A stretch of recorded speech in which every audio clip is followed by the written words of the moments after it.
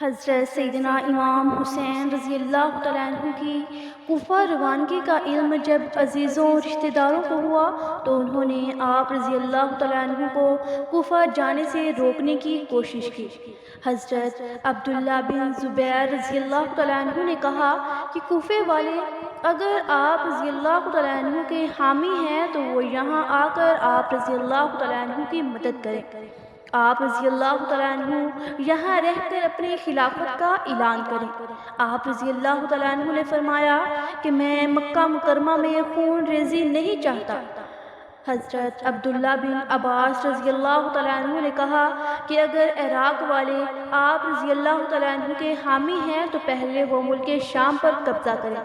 وہ آپ رضی اللہ تعالیٰ عنہ کو ناحق لڑائی میں جھکنا چاہتے ہیں اور وہی سلوک آپ رضی اللہ تعالیٰ عنہ کے ساتھ کرنا چاہتے ہیں جو انہوں نے آپ رضی اللہ تعالیٰ عنہ کے والد بزرگوار اور بھائی سے کیا تھا۔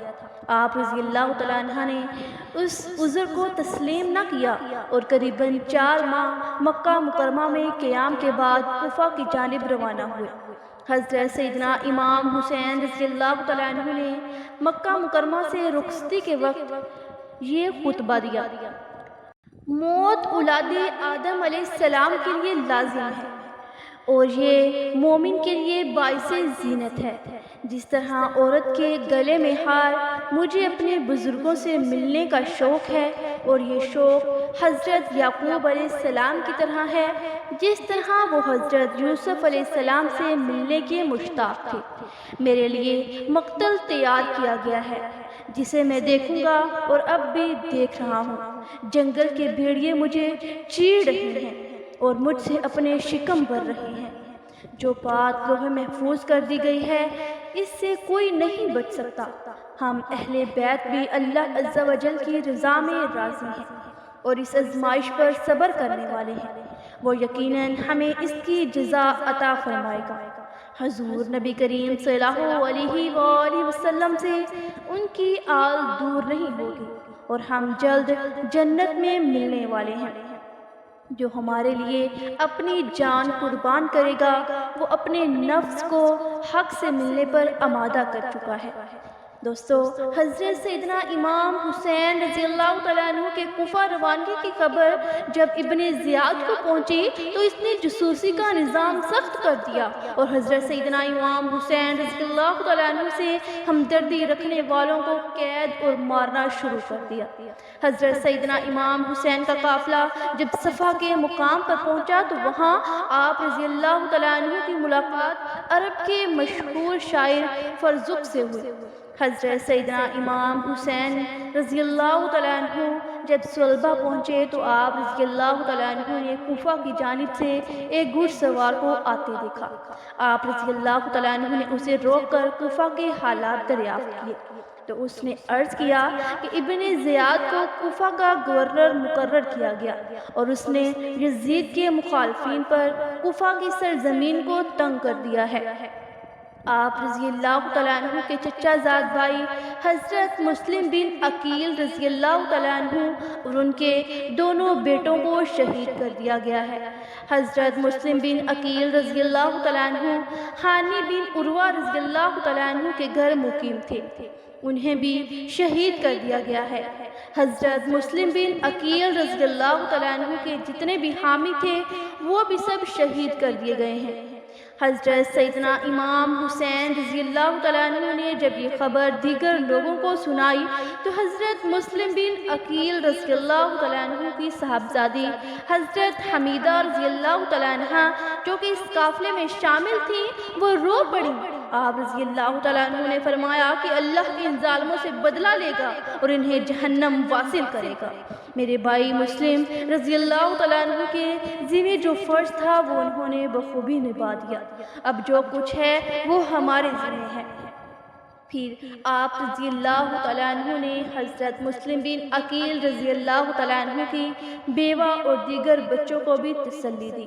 جب حضرت سیدنا امام حسین رضی اللہ تعالیٰ عنہ زبالہ کے مقام پر پہنچے تو آپ رضی اللہ تعالیٰ عنہ کو اطلاع ملی کہ عبداللہ بن لقتیر رضی اللہ تعالیٰ عنہ جو حضرت مسلم بن عقیل کے ہمراہ تھے انہیں بھی شہید کر دیا گیا ہے۔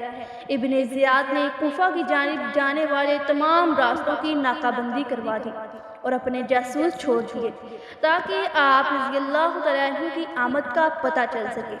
آپ رضی اللہ تعالیٰ عنہ کو جب ابن زیاد کے ان اقدامات کی اطلاع ہوئی تو آپ رضی اللہ تعالیٰ عنہ نے اسے مشیت الہی سمجھ کر قبول کیا اور منزل بہ منزل سفر طے کرتے ہوئے کوفہ کی جانب سفر رواں دواں رکھا۔ دوستو، جب حضرت سیدنا امام حسین رضی اللہ تعالیٰ عنہ کا قافلہ سرات پہنچا تو حرہ بن ریاحی 1000 لشکر کے ساتھ آپ رضی اللہ تعالیٰ عنہ کے مقابلے میں آیا تاکہ آپ رضی اللہ تعالیٰ عنہ کو گرفتار کر سکے۔ جب سرات کے صحرا میں حرہ بن ریاحی اور اس کے لشکری پیاس سے برے حال داخل ہوئے تو حضرت سیدنا امام حسین رضی اللہ تعالیٰ عنہ نے اپنے ساتھیوں کو حکم دیا کہ انہیں پانی پلاؤ۔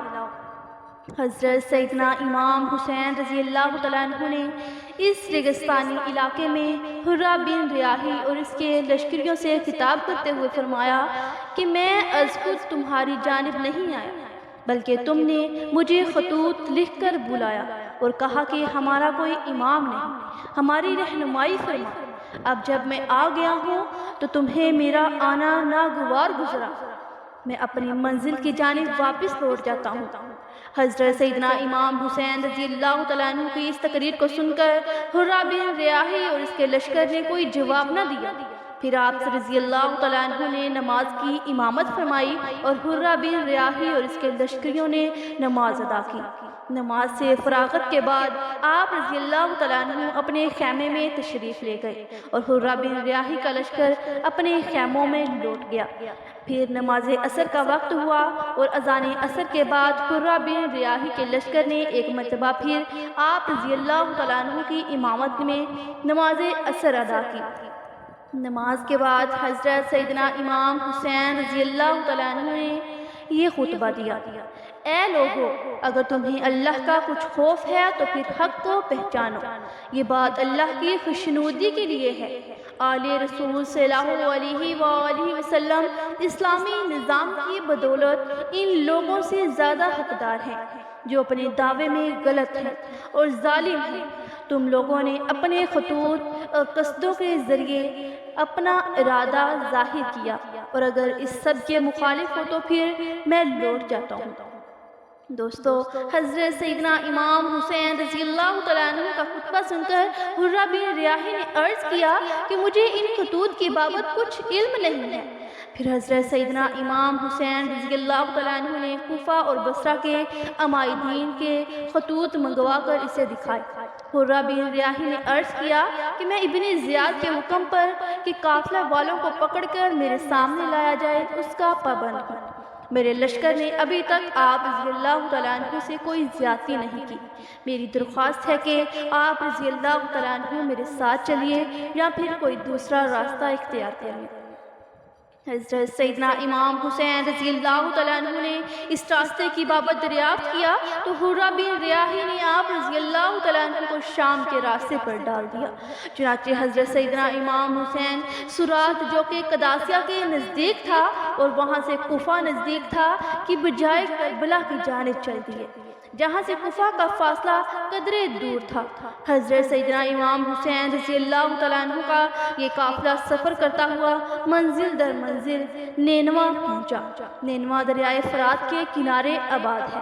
حضرت سیدنا امام حسین رضی اللہ تعالیٰ عنہ کو مجبور کیا گیا کہ وہ دریائے فرات سے قدرے دور کربلا کے لکو دک صحرا میں قیام پذیر ہوں۔ چنانچہ حضرت سیدنا امام حسین رضی اللہ تعالیٰ عنہ اور دیگر قافلے والے کربلا کے میدان میں خیمہ زن ہوئے جہاں دریائے فرات اور ان کے درمیان ایک پہاڑ حائل تھا۔